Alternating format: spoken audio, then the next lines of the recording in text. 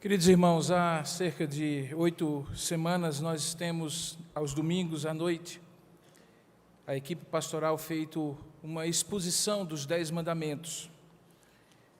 Não é a primeira vez que nós fazemos isso na igreja de Tambaú, mas resolvemos fazer nesse início do ano, praticamente no primeiro trimestre, para poder dar a essa igreja, àqueles que estão conosco, a ideia exata de que, apesar de Deus, de maneira muito clara, ter estabelecido a sua lei, a sua norma, que nos veda, que nos proíbe, que nos limita a fazer determinadas coisas, na verdade tem Deus, em cada um daqueles mandamentos, dos 10 mandamentos, muita graça, muita misericórdia, muita compaixão, muito amor ali embutidos, que para cada uma das vezes que Deus diz não para cada um de nós, Ele está dizendo sim para toda uma vida cheia de abundância, algo semelhante ao que Ele faz, por exemplo, quando cria o ser humano e o coloca ali no jardim do Éden e dá toda a riqueza e glória daquele lugar, todas as frutas, todos os alimentos, todos os lugares como presente do Criador, vedando apenas que ele não comesse do fruto do bem e do mal, da árvore do conhecimento do bem e do mal. Ao fazer isso, Deus estava muito mais abrindo um leque enorme, quase infinito de bênçãos para o homem usufruir, do que vedando algo. Mas, infelizmente, este homem foca muito mais naquilo que é proibido do que naquilo que é dado graciosamente por Deus, se torna pecador, e aí vem a nossa tendência de sempre achar que quando Deus nos diz não, Ele é um estraga-prazeres, alguém que não tem nada de bom a fazer na vida, a não ser nos proibir daquilo que nós mais gostamos. A ideia, portanto, dessa série, que já chega no 8º mandamento no dia de hoje, mas que está disponível no canal do YouTube da igreja, desde o 1º mandamento, é dizer que há graça de Deus, sim, ali em cada um dos mandamentos. E nesse em particular, o 8º mandamento, certamente Deus tem algo a nos ensinar. Mas não é dele especificamente que nós vamos ler nesse momento. Eu gostaria de lhes convidar a ler comigo o Salmo 51, porque este salmo, que é a descrição de um momento difícil da vida de Davi, o rei, na verdade expressa exatamente o que está envolvido quando Deus diz no 8º mandamento: não furtarás. Como nós vamos ler, ali está todo o drama vivido no coração de Davi, e que também é o drama que muitas vezes nós vivemos quando escutamos Deus nos lembrando a vedação que Ele nos faz, de dizer não furtarás, e muitas vezes somos tentados, atraídos a fazer exatamente o contrário. Leia comigo o Salmo 51. Se você estiver sem a escritura próximo de você, se aproxime de alguém que está e compartilhe com essa pessoa. Como você deve saber, se é membro da igreja e congrega-se conosco, neste mês de abril nós estamos sob disciplina, não estamos projetando a letra dos textos bíblicos, porque estávamos observando que muitos não vinham para a igreja com a Bíblia, e para nós soa alguma coisa muito estranha que um crente venha para a igreja sem a Bíblia. E assim queremos que nesse mês de abril você se reacostume a trazer a Escritura Sagrada com você. Também pode ser no seu smartphone, porque nós somos modernos também, né? Salmo 51 diz a palavra de Deus: compadece de mim, ó Deus, segundo a tua benignidade, e segundo a multidão das tuas misericórdias, apaga as minhas transgressões. Lava-me completamente da minha iniquidade e purifica-me do meu pecado. Pois eu conheço as minhas transgressões, e o meu pecado está sempre diante de mim. Pequei contra ti somente, e fiz o que é mal perante os teus olhos, de maneira que serás tido por justo no teu falar e puro no teu julgar.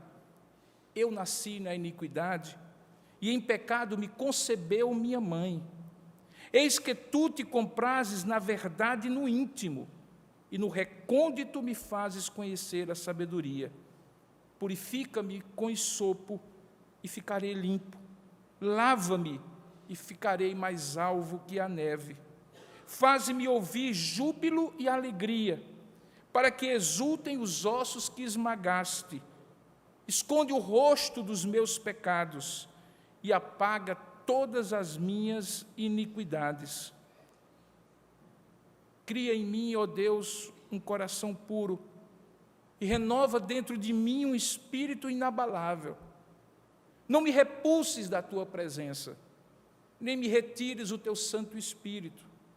Restitui-me a alegria da tua salvação e sustenta-me com o espírito voluntário. Então ensinarei aos transgressores os teus caminhos, e os pecadores se converterão a ti. Livra-me dos crimes de sangue, ó Deus, Deus da minha salvação, e a minha língua exaltará a tua justiça. Abre, Senhor, os meus lábios, e a minha boca manifestará os teus louvores. Pois não te comprazes em sacrifícios, do contrário, eu te daria. Não te agradas de holocaustos. Sacrifícios agradáveis a Deus são o espírito quebrantado, coração compungido e contrito. Não o desprezarás, ó Deus. Faze bem a Sião segundo a tua boa vontade. Edifica os muros de Jerusalém. Então te agradarás dos sacrifícios de justiça, dos holocaustos e das ofertas queimadas, e sobre o teu altar se oferecerão novilhos. Que Deus abençoe sua palavra lida. Amém? Curva a sua cabeça por um instante ainda. Eu tenho certeza que Deus não lhe traria aqui, nessa noite, para ouvir apenas um comentário sobre a palavra de Deus da boca de um homem tão falho e pecador quanto você. Eu não tenho dúvida que Deus lhe trouxe para falar ao seu coração. Vamos pedir a Deus que assim o faça, que Ele fale a mim, fale a você, que a palavra dEle reine no nosso coração. Ó Deus amado, é assim que nós cremos, que ao ler a Tua palavra, inspirada pelo Teu Espírito, nós temos o privilégio de ouvir a Tua voz. Privilégio esse que nós não nos fazemos merecedores, mas que este mesmo Espírito que está em nós e que está neste lugar ilumina o nosso entendimento para compreender aquilo que humanamente, racionalmente é incompreensível. Portanto, ó Deus, visita agora o coração de cada um dos Teus filhos e filhas que está aqui, bem como aqueles que estão assistindo pela internet, pelo sinal da TV Master, onde quer que eles estejam. Dá-lhes a Tua graça, dá-nos a Tua graça de ouvir e entender a Tua voz e pelo Teu Espírito Santo nos conduzir a crer e confiar que a Tua graça, quando nos proíbe, é a Tua graça que também nos liberta daquilo que Tu nos proíbes. Fala conosco, Senhor, é o que nós oramos em nome de Jesus. Amém. Recentemente, um levantamento de alguns peritos da Polícia Federal mostra que todas as operações financeiras, até agora, averiguadas nas investigações da Lava Jato, somam 8 trilhões de reais. Lembra do tempo que a gente achava que alguém que roubasse alguns milhares era um ladrão muito grande? E aí a gente começou a ouvir falar de roubos de milhões. Depois, surpreendentemente, começamos a ouvir de roubos de bilhões. E agora esses peritos dizem que mais do que o PIB do Brasil em 2015, que foi 5,9 trilhões de reais, todas as operações envolvidas nessa investigação montam ao total de 8 trilhões de reais. É verdade que, quando nós pensamos nesse número, que são um 8, seguido por 14 zeros, nós ficamos meio perdidos. Mas deixa eu lhe dar mais ou menos uma noção. Com 8 trilhões de reais, você poderia construir 50 hospitais de grande porte. Quando eu falo hospitais de grande porte, é como o Hospital do Trauma. 50. Poderia-se construir 12 mil unidades de pronto atendimento, UPAs, como aquela dali do Retão de Manaíra, 12 mil.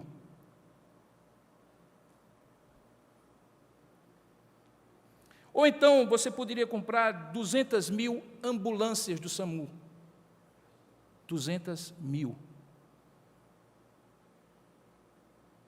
Ou então você poderia também construir 5,5 mil creches para atender quase 1 milhão de crianças. 5,5 mil creches. 1 milhão de crianças. Ou, se você preferisse, você também poderia construir 7 mil escolas de ensino fundamental, que poderiam atender 450 crianças por turno. Multiplique, 900 por dia, multiplicada por 7 mil, seria o número que daria para pagar com esse dinheiro. A cada dia que nós assistimos nos jornais, lemos na internet, os números vão se avolumando, e acontece conosco um fenômeno que a psicologia social explica, o fenômeno da saliência social. É que quando nós começamos a ouvir acerca de alguma coisa, a nossa percepção vai crescendo até um determinado momento, quando ela se estabiliza e tende a decrescer. E aí já não nos indignamos mais, porque aquilo já não nos chama tanto a atenção como no começo. Eu não sei você, mas eu já consigo até jantar ouvindo essas notícias. Eu consigo até chamar a serva e dizer assim: passa aí a salada, por favor, enquanto a conta que eu fiz e que você pode fazer é colocada no telejornal, e nós achamos que essas milhares e milhões de pessoas que morrem nos hospitais, as crianças que estão fora da escola, não significam mais nada diante de números tão gigantescos. É justamente isso que um estudo da Transparência Internacional, que mede a percepção de corrupção nos países, informa que em 2016, o ano passado, o Brasil era apenas o 76º país colocado em 168 países e territórios. Significa que nós pioramos na percepção de quão nefasta é a corrupção para nós. Parece que não, porque falamos mais sobre ela. Mas também falamos sobre ela como falamos sobre o jogo do Flamengo contra o meu Botafogo. Falamos como se estivéssemos falando do tempo que vai chover ou que vai fazer sol. E é justamente aí que aquilo que deveria nos produzir uma indignação e uma revolta tão grande não nos faz sequer sair de casa, muito menos bater panelas, porque nós vamos perdendo a capacidade e a sensibilidade sobre essas coisas. Em 1914, um homem sentiu a mesma coisa. Talvez você já tenha ouvido falar sobre ele. O homem era Rui Barbosa. E em um dos seus discursos no Senado Federal, que está contido nas obras completas dele, ele escreve o seguinte: de tanto ver triunfar as nulidades, de tanto ver prosperar a desonra, de tanto ver crescer a injustiça, de tanto ver agigantarem-se os poderes nas mãos dos maus, o homem chega a desanimar da virtude, a rir-se da honra, a ter vergonha de ser honesto. Em 1914, mais de 100 anos atrás. Ao mesmo tempo que apontamos de maneira muito clara aquilo que é muito evidente, corremos também o risco, e me entendam muito bem, de ter os dedos muito apontados para os demais, porque, afinal de contas, desonesto é sempre o outro, e não olharmos para nós. E longe de mim dizer que você é tão desonesto quanto uma determinada pessoa. Não sou eu que julgo, não tenho um termômetro de honestidade. Mas quando nós entendermos o que significa, qual é o significado da palavra não furtarás, nós iremos chegar à conclusão ao final dessa mensagem, que embora a proporção de outros tantos que furtam seja muito maior do que aquela que talvez no dia a dia nós fazemos, aos olhos de Deus, cujo padrão é único, cuja santidade é absoluta, e que nos faz a todos nivelados por baixo, certamente nós incorremos nos mesmos pecados que nós, com o tempo, começamos a ver e apontar apenas os outros. E é justamente para evitar esses extremos, de achar que só os desonestos são os demais, mas também chegar à conclusão, o que não é verdade, que todos são igualmente desonestos, embora todos sejam igualmente pecadores, é que eu lhes chamo a atenção novamente para esse texto que nós acabamos de ler. Porque nesse texto que nós vamos descobrir na experiência de Davi, qual é o significado real desta palavra não furtarás. E talvez você até ache estranho, especialmente você que leu as primeiras linhas acima do primeiro versículo, que contextualiza como foi que esse salmo foi escrito. Talvez você não prestou atenção, eu vou ler, diz assim: esse salmo é feito ao mestre de canto. É um salmo de Davi, quando o profeta Natã veio ter com ele depois de haver ele adulterado com Batseba. E talvez alguém chegue aqui e diga assim: mas esse salmo não fala de furto, pastor, não fala de roubo, não fala de desonestidade, fala de adultério.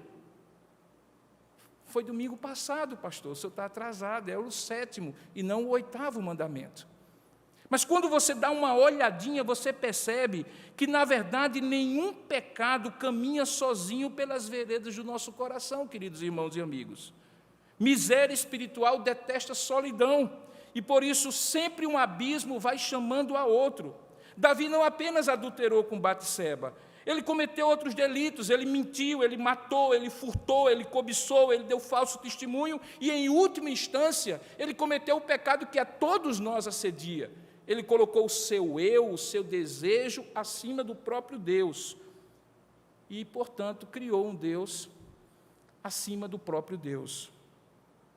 Dois comentaristas, Kay e Delitzsch, quando comentam sobre Êxodo capítulo 20, verso 15, o versículo que diz, não furtarás, eles nos lembram que as últimas 5 palavras, ou mandamentos dos 10, que determinam nossos deveres para com o próximo, podem ser sumarizados conforme se lê em Levítico 19, 18, quando diz, amarás ao teu próximo como a ti mesmo. Pois eles asseguram a sacralidade da vida, não matarás. Asseguram a sacralidade da família, honra teu pai e a tua mãe. Asseguram a sacralidade do casamento, não adulterarás. E asseguram a sacralidade da propriedade do próximo, não cobiçarás ou não furtarás. De fato, quando pegamos a lista dos 10 mandamentos, nós percebemos que os 4 primeiros se referem à dimensão vertical entre nós e Deus. Não terás outros deuses diante de mim, não farás para ti imagem de escultura, não tomarás o nome do Senhor teu Deus em vão e terás um dia de descanso. Mas os 6 últimos se referem às relações horizontais, aquilo que diz respeito a mim e a você nas relações interpessoais do cotidiano, do dia a dia. E é justamente aí que nós começamos a perceber que, uma vez enveredando por comportamentos, sejam eles quais forem, eles vão se desenrolando e se desdobrando em outros, de modo que logo lembramos o que a nossa mamãe e o nosso papai falavam quando de manhã, ou melhor, na nossa infância, na manhã da nossa vida, eles nos alertavam quando mentíamos. O que é que eles diziam? Quem mente rouba. Era uma espécie de susto para dizer, não comece mentindo, porque logo você começará a roubar. E é exatamente isso que acontece com Davi, é exatamente por isso que o Salmo 51, embora se refira a um contexto específico de adultério, pode ser usado claramente nos dilemas que ele expressa para mostrar o coração de um homem lutando contra a sua tendência natural de furtar. Sim, tendência natural. Não de uma classe de pessoas, políticos, não de uma nação, os brasileiros são corruptos, mas de todos os seres humanos, você incluído, e eu também. Essa tendência fica muito clara quando o próprio Senhor Jesus nos alerta, em Mateus capítulo 15, verso 9, que o grande problema está dentro do homem. Ele já havia, no Sermão da Montanha, feito uma releitura, sem tirar nada, mas acrescentando um conceito muito mais importante. Lembra quando ele diz assim, ouvistes o que foi dito? Ou, é verdade que os antigos lhe disseram, não matarás. Eu, porém, vos digo que todo aquele que no seu coração, sem motivo, se irá contra seu irmão e desejar a morte dele, já terá pecado. O que Jesus estava introduzindo era o pecado da motivação. Aquela coisa tão interior, tão coberta de várias camadas, que muitas vezes não percebemos, e que estão por trás, ou por baixo, subjazindo todas as nossas atitudes. Ninguém pensa, ninguém fala, ninguém age sem estar motivado por alguma coisa. Se pura, a palavra será pura. Se pura, o pensamento será puro. Se pura, a atitude será pura. Mas se for impura, como é natural que seja, os maus pensamentos aflorarão, e é por isso que Jesus diz em Mateus 15:9, o texto que eu acabei de citar, que é do coração que procedem maus desígnios, homicídios, adultérios, prostituição, furtos e falsos testemunhos e blasfêmias. Ou seja, o buraco é mais lá dentro. Está aí dentro de você e dentro de mim. Então é preciso que a gente olhe esse mandamento, não furtarás, para além daquelas tipologias típicas do Código Penal, que distingue, por exemplo, roubo de furto. Artigo 157, roubo. Subtrair de alguém com uso de violência, ameaça ou coação. Artigo 155, furto. Penalizado com a prisão de 1 a 4 anos, mais simples do que a outra, que é de 4 a 10. Quando se subtrai sem uso de violência, muitas vezes de maneira subreptícia, sem que o outro perceba. Nós estamos para além disso. Seja roubo, seja furto, quando você vai a uma delegacia e presta uma queixa, você quer saber só de uma coisa: o que você tinha não tem mais. Do ponto de vista de Deus, quando Ele nos diz não furtarás, Ele basicamente está dizendo que todas as vezes, literalmente todas as vezes, em que eu falto com a verdade, em atitudes, palavras ou pensamentos, em que eu subtraio a verdade ou algo de alguém, com ameaça ou de maneira subreptícia, manipulando ou não, eu cometo aquilo que ele chama de furto, porque estarei, de alguma forma, expressando a falta de verdade no meu íntimo. E é aí que eu lhe convido a voltar ao texto. Perceba que quando Davi começa a sua confissão, compreendendo que no fundo, o problema dele não era o adultério que ele havia cometido com Batseba, como qualquer outro roubo ou furto que ele haveria de cometer, mas o problema da natureza e do coração dele, ele faz a seguinte súplica: compadece de mim, verso 1 do capítulo 51 que nós lemos, compadece de mim, ó Deus, segundo a tua benignidade. Ele pede perdão baseado exclusivamente na compaixão e na misericórdia de Deus, consciente que não tinha qualquer mérito ou qualquer direito adquirido para dizer: dê-me, Deus, o que eu mereço, porque misericórdia não é aquilo que você merece, é aquilo que você recebe por graça de Deus, porque precisa, quando na verdade você mereceria o contrário. Isso é misericórdia. E é baseado na misericórdia que Deus usa Davi para registrar na sua Sagrada Escritura que o seu pedido era baseado nessa compaixão e nessa misericórdia de Deus. Observe que ele tem noção que antes de pecar contra pessoas, nós sempre pecamos contra Deus, mesmo que o pecado seja dirigido a alguém, porque ele diz assim: pequei, veja, no verso 4, pequei contra ti somente, e fiz o que é mal perante os teus olhos, de maneira que tu serás tido por justo no teu falar e puro no teu julgar. É algo semelhante àquele filho pródigo, que quando se vê perdido, depois de ter dissipado toda a riqueza dos seus pais, ele chega para o pai e ensaia o seu pedido de perdão. Ele diz assim: pai, pequei contra Deus e contra ti. Colocou as coisas na ordem certa, porque antes de tudo e acima de tudo, todo pecado é contra Deus. Observe que Davi entendia que tinha um pecado a ser purificado. Ele diz assim: lava-me completamente, verso 2, da minha iniquidade, e purifica-me do meu pecado. Mas ele entendia que era muito mais profundo do que um perdão pontual acerca de uma atitude que ele tinha cometido. Davi tinha um problema existencial, espiritual profundo, tinha a ver com a sua natureza, porque ele diz lá na frente: eu nasci na iniquidade, e em pecado me concebeu a minha mãe. Eu tenho uma natureza que me acompanha desde a minha geração e que me faz alheio, muitas vezes rebelde e intransigente contra o Senhor. É justamente aí, querido, quando essa questão desce no mais profundo, que a gente começa a compreender o que está embutido na ideia de não furtarás.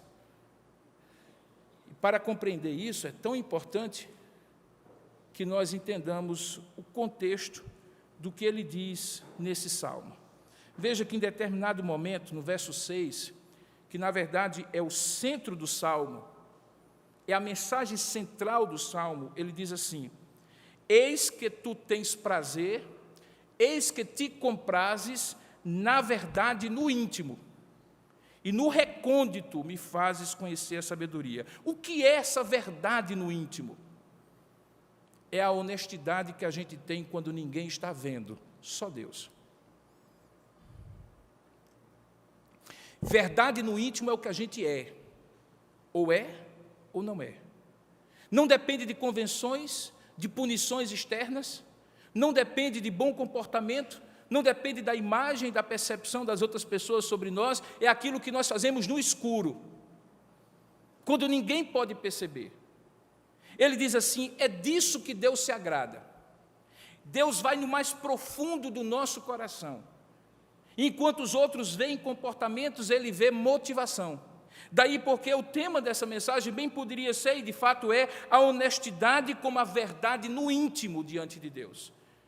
E é sobre essa honestidade como uma verdade íntima diante de Deus, de que trata o mandamento 8º, quando diz não furtarás. Não se fala de algo que outros podem ver, se fala de algo que só Deus pode ver, a verdade que está dentro de nós. E é claro no Salmo que essa verdade, essa honestidade, é fruto de uma verdade que no íntimo nos convence de que somos pecadores e muda mais do que o comportamento de cada um de nós. Transforma a disposição mais profunda, a motivação de viver mais íntima. Começamos a ser seres da verdade e não da mentira. Há um livro que foi recentemente traduzido para o português, que diz assim: a estrada menos usada. Uma tradução que eu estou fazendo direto do inglês, The Road Less Traveled, a estrada menos usada, pela qual menos pessoas viajam. É a história de um homem que se vê com uma espécie de tendência patológica a viver na mentira. Não que ele contava mentiras a todo tempo, ele tinha construído a sua história baseada em mentiras, que começavam a se estabelecer como mentiras que ele contava para ele mesmo. E, consequentemente, que ele precisava construir ao redor dessas mentiras, outras mentiras para que ele pudesse conviver em sociedade com as outras pessoas. E essas mentiras, como todo abismo que chama outro, chamavam outras mentiras, e aí a história conta que chega um momento em que ele tem uma epifania, uma revelação, uma descoberta, um presenciamento de si mesmo diante de um espelho. E aí ele vê-se como um homem mais mentiroso da face da terra, porque era daquele tipo que mentia tanto que acreditava nas suas próprias mentiras. E aí aquela história começa a ser a história da libertação daquele homem, para ele começar a viver a verdade no íntimo, em todas as áreas da vida dele. Eu estou aguardando o 2º volume desse livro, que é The People of the Lie, o povo da mentira, que, na verdade, nos Estados Unidos foi lançado primeiro que aqui no Brasil, e foi o primeiro volume, sendo esse que foi lançado agora o 2º. Eles inverteram. Eu acho interessante porque, de fato, o ser humano, por natureza, tende a ser muito mais um povo de mentira, de falsidade, de engano, de furto da verdade e de outras coisas tantas do que da verdade. A verdade é algo que, quando nós internalizamos pela ação de Deus em nós, começa nos convencendo que nós somos, de fato, pecadores. A palavra não furtarás é a tradução da palavra hebraica ganav, que, na verdade, é muito mais do que furtar. Ela pode, por exemplo, significar enganar por meio de palavras. Furtar a verdade.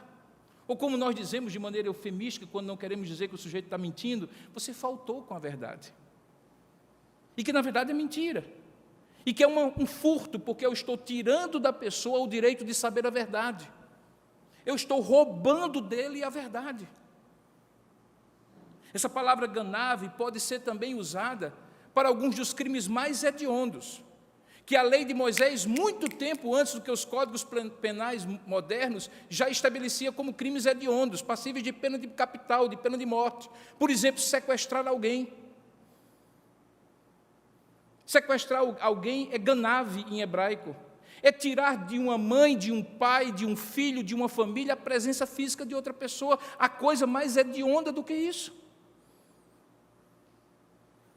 O termo que é usado no Antigo Testamento é ganav, é furtar alguém do convívio social. Inclui, inclusive, crimes da economia, aqueles que o Código de Defesa do Consumidor só alguns anos atrás começou a estabelecer, como, por exemplo, usar pesos e medidas erradas, ludibriar através de cláusulas leoninas no contrato. Tudo isso em hebraico é ganav, não furtar. Você entende, então, que quando Deus usa, e é muito curioso, porque se você abrir sua Bíblia em Êxodo 20, você vai perceber o primeiro, o segundo, o terceiro, o quarto mandamento, até o quinto mandamento, tem palavras mais longas. Mas quando chega o sexto, o sétimo e o oitavo, ele é peremptório. Uma frase só, uma expressão só, diz, não isso, não aquilo outro. E eu fiquei sempre me perguntando por que Deus foi tão sintético. Ele poderia, por exemplo, explicar que não matar pode significar isso, mas exclui aquilo outro. O termo lá, por exemplo, é não assassinarás, porque exclui a defesa própria. Mas por que Deus diz não matarás? Por que Deus diz não adulterarás? Por que Deus diz não furtarás? Para que, pela latitude do termo que ele usa, pela abrangência do que ele usa, nós possamos entender que muito mais do que um ato de furtar e colocar no bolso, de tirar de alguém um objeto, dinheiro ou qualquer outra coisa, Deus está falando de um comportamento verdadeiro diante da vida, de um comportamento verdadeiro diante de si mesmo, de um comportamento verdadeiro diante dele, de um comportamento verdadeiro diante das pessoas, de motivações verdadeiras, de dentro para fora, que nos permitem, portanto, não enganar, não falsear a verdade, não manipular pessoas, não usar de estratagemas ou estratégias para induzir as pessoas ao erro, porque tudo isso é não furtarás. Essa é a razão porque nossos símbolos de fé, os nossos catecismos, como o de Westminster, quando se pergunta na pergunta 141, quais são os deveres exigidos no 8º mandamento, a resposta é o seguinte: os deveres exigidos no 8º mandamento são a verdade, a fidelidade e a justiça nos contratos e no comércio entre os homens, dando a cada um o que lhe é devido. Significa a restituição de bens ilicitamente tirados de seus legítimos donos. Significa a doação e a concessão de empréstimo livremente, conforme as nossas forças e capacidades e as necessidades de outrem. Significa a moderação dos nossos juízos sobre os outros, das nossas vontades e afetos em relação às riquezas deste mundo. Não furtará significa o cuidado e o empenho providentes em adquirir, guardar, usar e distribuir aquelas coisas que são necessárias e convenientes para o sustento da nossa vida e para a ajuda aos outros. Significa ter um meio lícito de vida. E a diligência nesse meio significa frugalidade, simplicidade na vida. Significa esforço por todos os modos justos e lícitos para adquirir, preservar e adiantar a riqueza e o estado exterior, tanto de outros como do nosso próximo. Tudo isso está incluído, segundo a Confissão de Fé de Westminster, nos seus catecismos, naquilo que significa não furtarás. E Deus propositadamente usou um termo geral, não furtarás, para que fique claro para mim e para você que Ele não está preocupado naquela caneta que você coloca no bolso. Recentemente eu estive na Caixa Econômica Federal e digo explicitamente, quem for funcionário de lá me desculpe, mas a coisa mais difícil é encontrar uma caneta, e eu fui reclamar. E sabe o que a moça falou? Disse: doutor, todo dia a gente coloca, mas todo dia os clientes roubam caneta esferográfica.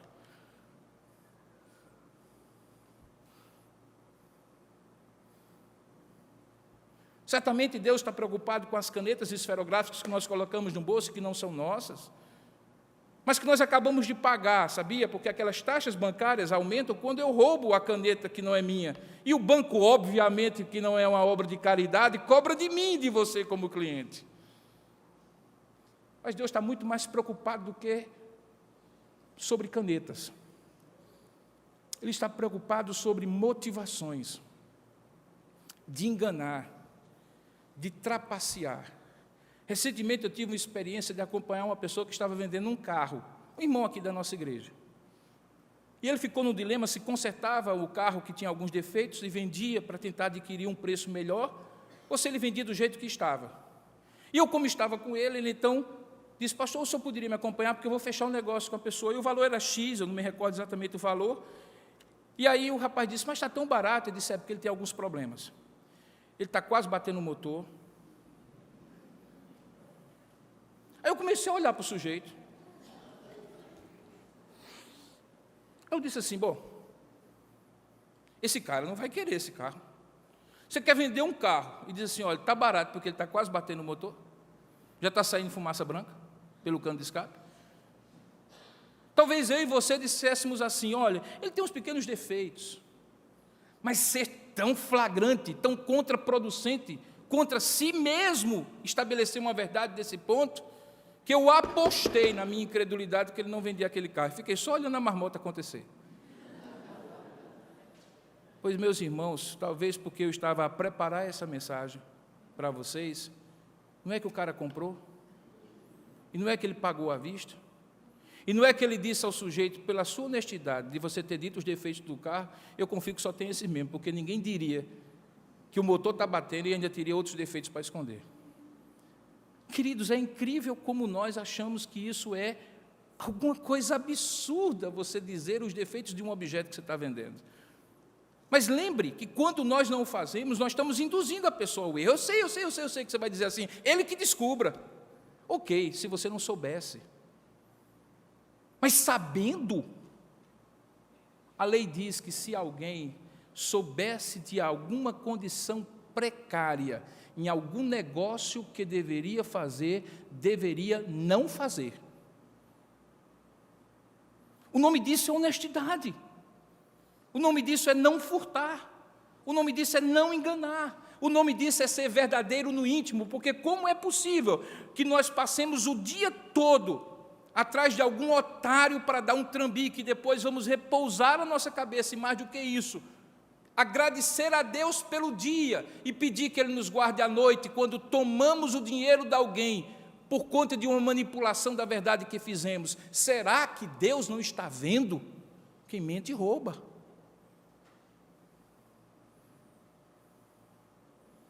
Eu sei que isso é conversa de otário na cabeça de alguns que estão aqui.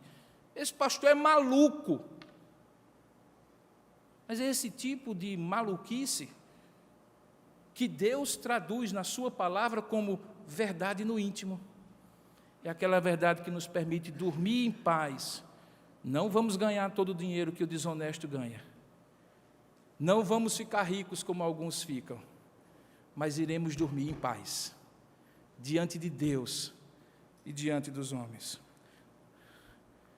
Para que fique mais claro ainda, na pergunta seguinte, quando o catecismo pergunta quais são os pecados proibidos no 8º mandamento, olha o que ele diz: o furto, o roubo, o sequestro, o tráfico de seres humanos, a recepção de qualquer coisa furtada, transações fraudulentas, pesos e medidas falsas, a remoção de marcos de propriedade, a injustiça, a infidelidade em contratos entre os homens e em questão de confiabilidade, a opressão, a extorsão, a usura.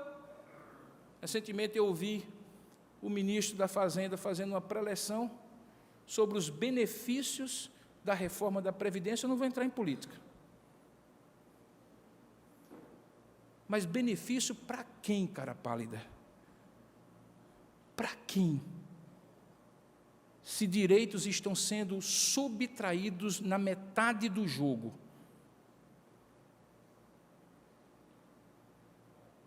Numa mesma época em que 8 trilhões são investigados, eu é que tenho que pagar a conta, eu que trabalho desde os 16 anos, e contribuo para o INSS desde então. Eu que, quando era seminarista, deixava de lanchar e comprar um livro para pagar sobre o meu salário mínimo, minha contribuição. Aí agora o ministro da Fazenda diz para mim que eu que tenho que pagar a conta. Se tivessem me avisado, eu não pagaria a conta. A opressão, a extorsão, a usura, o suborno, até mesmo litigância de má-fé, termo moderno para aquilo que o catecismo diz de vexatórias demandas forenses, que não é nada mais, nada menos do que alegar o que não é justo. O que é justo, alegue, mas não peça 1 hora extra de um empregado que você patrocina a causa, se não for verdadeira, porque Deus não vai abençoar esse seu dinheiro, querido.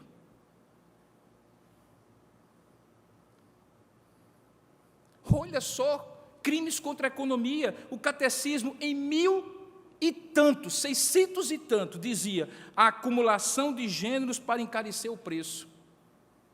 Os meios ilícitos de vida, todos os modos injustos e pecaminosos de tirar ou de reter de nosso próximo aquilo que lhe pertence, ou de nos enriquecer a nós mesmos, a cobiça, a estima, o amor desordenado aos meios mundanos, a ociosidade, o jogo dissipador, enfim, é uma lista interminável.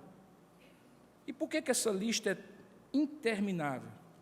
Porque nós seremos enquadrados em qualquer um destes, para ficar claro, que embora não furtemos os bilhões que estão sendo noticiados, toda vez que enganamos, toda vez que falseamos a verdade, toda vez que subtraímos de alguém algo concreto ou subjetivo, somos igualmente condenáveis diante de Deus. Sabe, queridos, ninguém pode ser mais incisivo e assertivo em denunciar aquilo que estão acontecendo, que estão fazendo com o nosso país. Mas cada vez que eu olho a mim e eu me escuto, e escuto você indignado, chamando os outros de ladrão, com justiça, porque o são, eu fico sempre imaginando, meu Deus, de que nome tu me chamas? Quando eu falseio a verdade, quando eu não dou a outro o que é devido, quando eu não sou honesto nas minhas palavras, e muito mais, quando eu não sou honesto nas minhas motivações.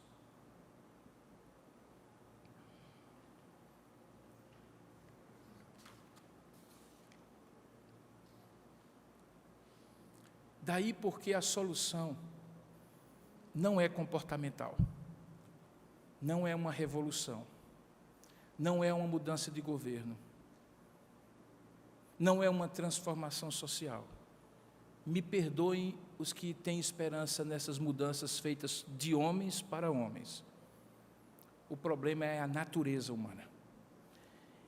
E como a natureza humana é o problema, quem dá solução é quem a conhece porque a criou, não pecaminosa, santa, justa e boa como ele é, mas que viu este homem tornar-se aquilo que ele é.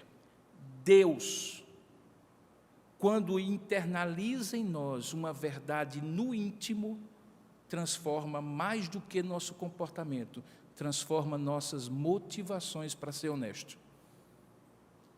E é aí que o nosso comportamento se transforma no comportamento honesto. É quando ele transforma as motivações. Quando o desejo de enriquecer é substituído por um desejo de ser grato, de ser contente pelo que se tem. E se puder ter mais por meios ilícitos, ter, mas não colocar nisso no seu coração, porque os que querem enriquecer trazem muitos males e danos para o seu coração, diz Paulo escrevendo a Timóteo, jovem pastor. É quando eu olho para a vida não como uma competição que vale tudo, mas como uma corrida de revezamento em que eu tenho que dar o meu melhor, porque um dia eu vou passar o bastão para uma outra geração, e que talvez já esteja vindo, que talvez esteja no meu lado, e que, portanto, no jogo da vida, o melhor verbo para se conjugar é cooperar e não competir. Quando eu entendo isso, Deus dá a mim um lugar no sol, ao sol, e dá ao outro também, sem que eu precise tirar dele. Talvez o meu lugar não seja à beira-mar, mas veja que alguns que têm esse lugar vão trazer sobre si muitas angústias. Em Jó, capítulo 20, verso 19 e 20, aquele homem fala daqueles que fizeram males, e diz assim, que eles oprimiram e desampararam os pobres, roubaram casas que não edificaram, por não haver limites à sua cobiça, e mesmo não chegará a ter as coisas por ele desejadas. Nada escapou à cobiça desses homens, pelo que, preste atenção, a sua prosperidade não durará. Na plenitude da sua abastança, vê-se-á angustiado, e toda a força da miséria virá sobre ele. No Salmo 73, o cantor de Israel, Asaf, dizia assim: quanto a mim, quase me resvalaram os pés, pouco faltou para que se desviassem os meus passos, pois eu invejava os arrogantes, ao ver a prosperidade dos perversos. Para eles não há preocupações, o seu corpo é sadio e nédio, não partiram das canseiras dos mortais, nem são afligidos como os outros homens. Daí a soberba que os cinge como um colar, e a violência que os envolve como um manto. Os olhos saltam-lhes de gordura, e do coração brotam-lhes fantasias e desejos. Piadas e malícias saem dos seus lábios, e da opressão, vide depoimentos de delatores, falam com altivez. Contra os céus desandam a boca, e a sua língua percorre a terra, dizia Asaf. Por isso o seu povo se volta para eles como se fossem fontes para beber. E eles dizem: e Deus? Como sabe? Será que Deus sabe o que eu faço? Eis que são estes os ímpios, dizia Asaf, e eles são sempre tranquilos, aumenta suas riquezas. Em só refletir sobre essas coisas para compreender por que são assim, eu achei pesada demais a tarefa para mim, até que eu entrei na presença de Deus. Entrei no santuário de Deus, e aí eu atinei, eu percebi, eu descobri, enfim, qual vai ser o fim deles. És tu, Senhor, que certamente os coloca em lugares escorregadios e os fazes cair na destruição. Como eles ficam de súbito assolados, totalmente aniquilados de terror, como ao sonho quando se acorda, assim, ó Senhor, quando tu despertares, desprezarás a imagem deles, os que se afastam de ti, eis que perecem, tu destróis todos os que são infiéis para contigo. Era o vaticínio, o destino final da cobiça, do roubo, da desonestidade, da corrupção, do engano, mesmo que não seja aqui nessa vida. E eu lhes digo, seria melhor para eles que fosse aqui nessa vida. Seria melhor para eles que fossem aqui nessa vida, do que em toda a eternidade distante de Deus, consumido na miséria espiritual, que riqueza do mundo nenhuma conquistada por desonestidade consegue suplantar.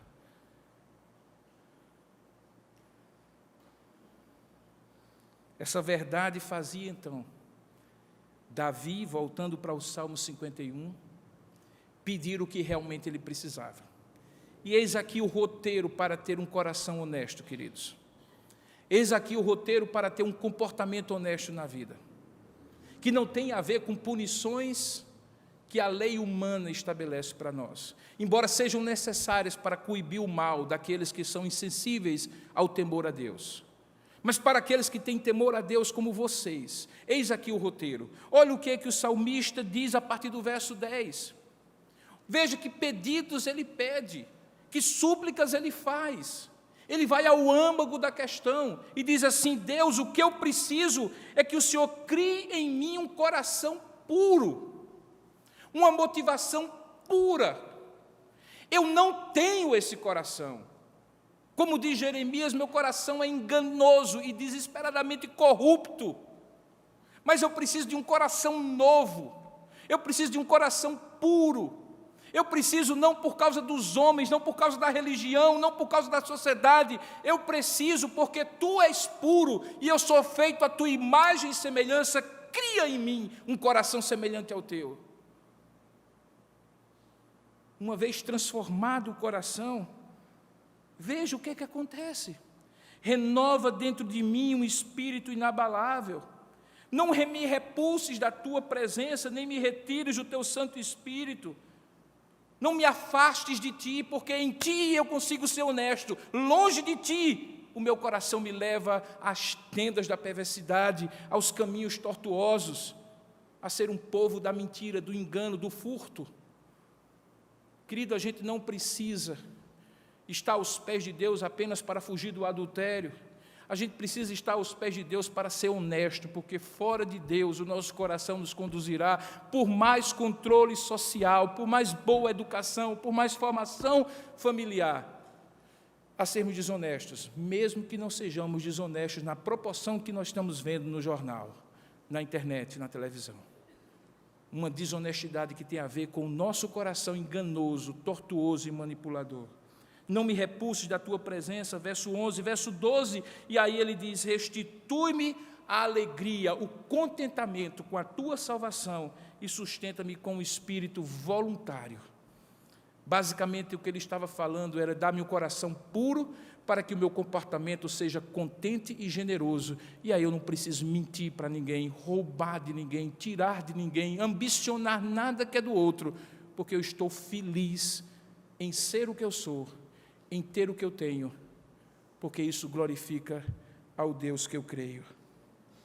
Quando isso acontece, queridos, logo as pessoas percebem, daí porque o salmista diz, então, verso 13, ensinarei aos transgressores os teus caminhos. Ele estava falando de testemunho, e os pecadores então se converterão a ti, como eu que sou pecador me converti a ti.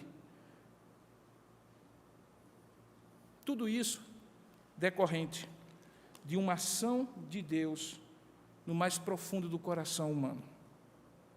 Eu sei que alguns de vocês, eu chego ao final da minha mensagem, já leram um livro, um clássico da tradição cristã, chamado O Peregrino, de John Bunyan, ou John Bunyan, como queiram.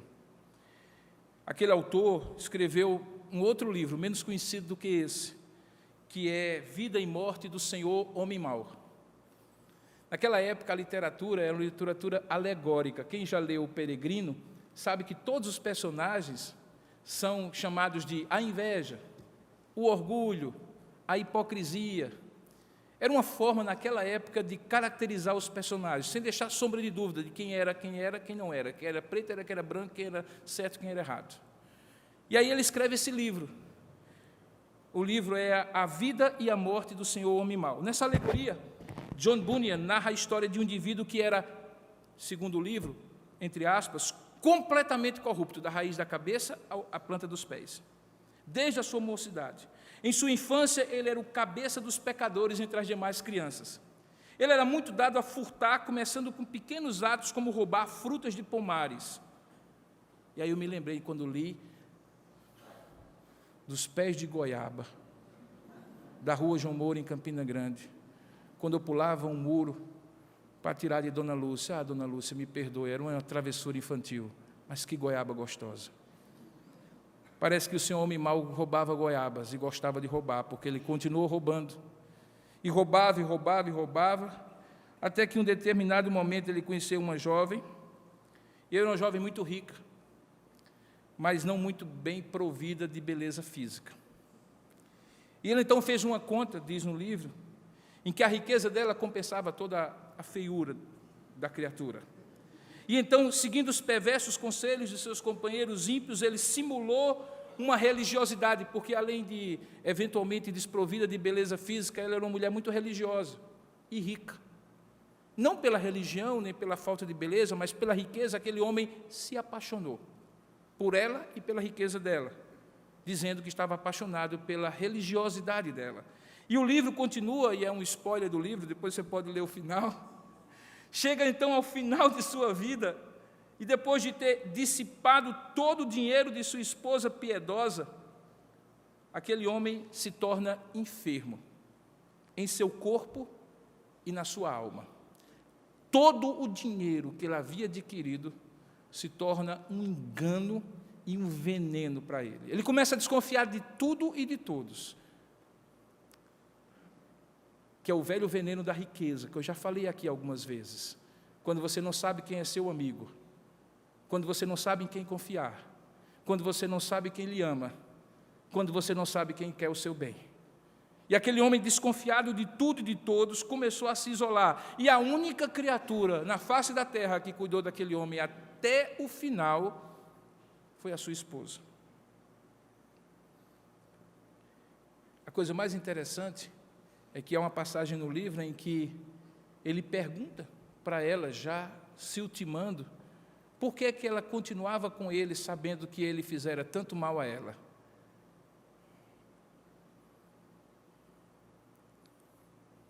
E aí ela responde da maneira mais singela possível: eu podia perder toda a minha riqueza, e eu jamais seria pobre. Você teria toda a minha riqueza, e jamais seria rico, porque a riqueza que eu tenho me acompanhará depois que eu morrer, mas a pobreza que você tem será a causa da sua destruição depois que você morrer, porque é a pobreza de alma. A história não termina com ele morrendo, mas a história termina com ele se ultimando para se encontrar com a eternidade e descobrindo que se tornara o homem mais miserável da Inglaterra. Sabe, irmãos, o que acontece com aquele homem é o que pode acontecer com qualquer um de nós.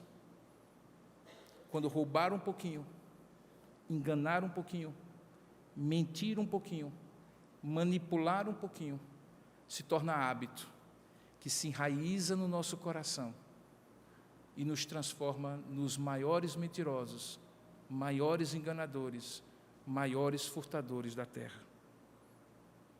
O segredo não é se esforçar para ser um homem totalmente bom, mas é confiar naquele que veio até nós e ele sim foi totalmente bom. A Bíblia diz acerca de Jesus que nele nunca se encontrou qualquer falsidade ou dolo. Não havia tortuosidade nas suas palavras. Não havia engano, não havia manipulação, não havia cobiça que o fizesse roubar dos outros, nem a verdade, nem nada que lhes pertencia. Quando nós confiamos em Jesus, eis aí o que acontece. Ele envia o seu Espírito para habitar em nós.